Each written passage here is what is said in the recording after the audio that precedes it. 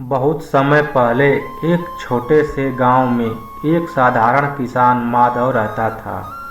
वह मेहनती और ईमानदार था, लेकिन उसका जीवन असंतुलन से भरा हुआ था। वह दिन रात खेतों में काम करता, लेकिन फिर भी वह संतोष और खुशी महसूस नहीं करता था। उसकी पत्नी अक्सर शिकायत करती थी कि वह परिवार को समय नहीं देता और बच्चे उसे अपनी छोटी छोटी उपलब्धियों में कभी शामिल नहीं पाते। माधव को लगता था कि केवल कड़ी मेहनत ही उसका कर्तव्य है। एक दिन माधव ने गांव के एक संत से सुना कि यदि आप सच्चे मार्गदर्शन की तलाश में हैं तो श्री कृष्ण से प्रार्थना करें, वे आपके सभी प्रश्नों का उत्तर देंगे। उस रात माधव ने गहरी प्रार्थना की, हे श्री कृष्ण, मुझे जीवन जीने की सही तरह दिखाइए। मैं समझ नहीं पा रहा हूँ कि संतुलन कैसे बनाऊं। श्री कृष्ण का आगमन। अगली सुबह माधव ने देखा कि एक अनोखा तेजस्वी व्यक्ति उसके खेत में खड़ा है। वह सुंदर मोहक मुस्कान और नीले रंग की आभा से घिरा हुआ था। माधव तुरंत समझ गया कि ये श्री कृष्ण हैं। उसने प्रणाम किया और अपनी समस्या उनके सामने रख दी। श्री कृष्ण ने मुस्कुराते हुए कहा, माधव, जीवन एक रथ की तरह है। इसमें दो पहिए हैं, एक तुम्हारा कर्तव्य और दूसरा तुम्हारा आनंद। यदि इनमें से कोई एक पहिया कमजोर हो जाए तो रथ संतुलन खो देता है। चलो मैं तुम्हें एक कहानी सुनाता हूँ जिसमें तुम यह समझ सकोगे कि संतुलित जीवन जीने का क्या अर्थ है। श्री कृष्ण ने माधव को एक राजा की कहानी सुनाई। एक बार एक राजा ने अपने राज्य में घोषणा की वह सबसे खुशहाल व्यक्ति की खोज करेगा। जो व्यक्ति उसे खुशी का रहस्य बताएगा उसे वह इनाम देगा। राजा ने कई महीनों तक खोज की, लेकिन कोई भी उसे संतोषजनक उत्तर नहीं दे पाया। एक दिन राजा ने एक वृद्ध तपस्वी से यह प्रश्न पूछा। तपस्वी ने राजा को एक चमकती हुई माला दी और कहा, इस माला को अपनी गर्दन में डालो और अपने जीवन के हर पहलू पर ध्यान दो। जब माला का एक मोती तुम्हारे हाथ में आए तो सोचो कि क्या तुम उस क्षेत्र में संतुलित बनाए हुए हो।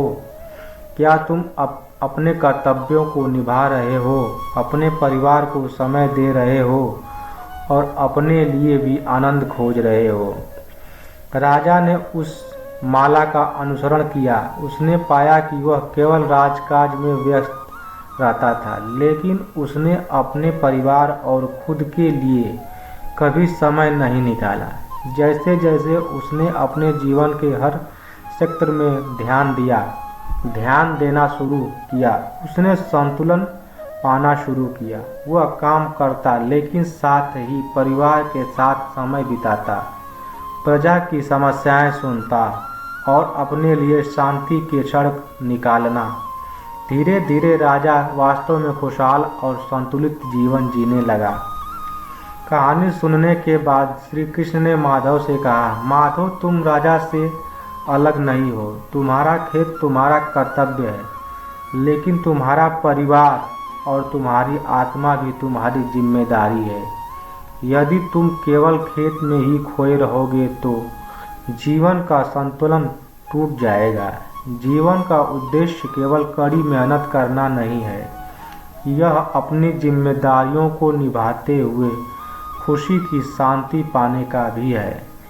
श्री कृष्ण ने माधव को एक माला दी और कहा, जब भी तुम असंतुलित महसूस करो, इसे छूकर अपने जीवन के हर क्षेत्र में ध्यान दो। क्या तुम अपने कर्तव्यों को निभा रहे हो?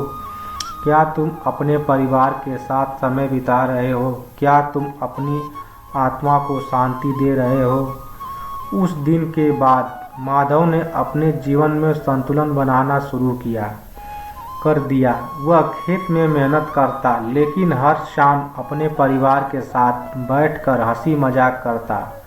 वह अपने बच्चों की कहानियाँ सुनता और अपनी पत्नी के साथ बातें करता। सुबह जल्दी उठकर ध्यान और प्रार्थना करता, जिससे उसका मन शांत और सकारात्मक रहता।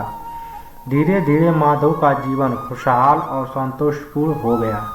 अब वह केवल एक मेहनती किसान नहीं, बल्कि एक संतुलित जीवन जीने वाला इंसान बन गया। उसने समझ लिया कि जीवन का सार केवल काम में नहीं, बल्कि हर क्षेत्र में संतुलन बनाने में है।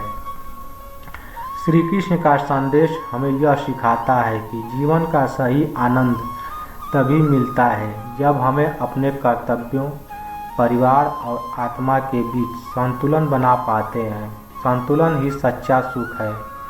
तो मित्रों, अपने जीवन के हर पहलू को समय दें, क्योंकि यही श्री कृष्ण की कला है, संतुलित जीवन जीने की कला।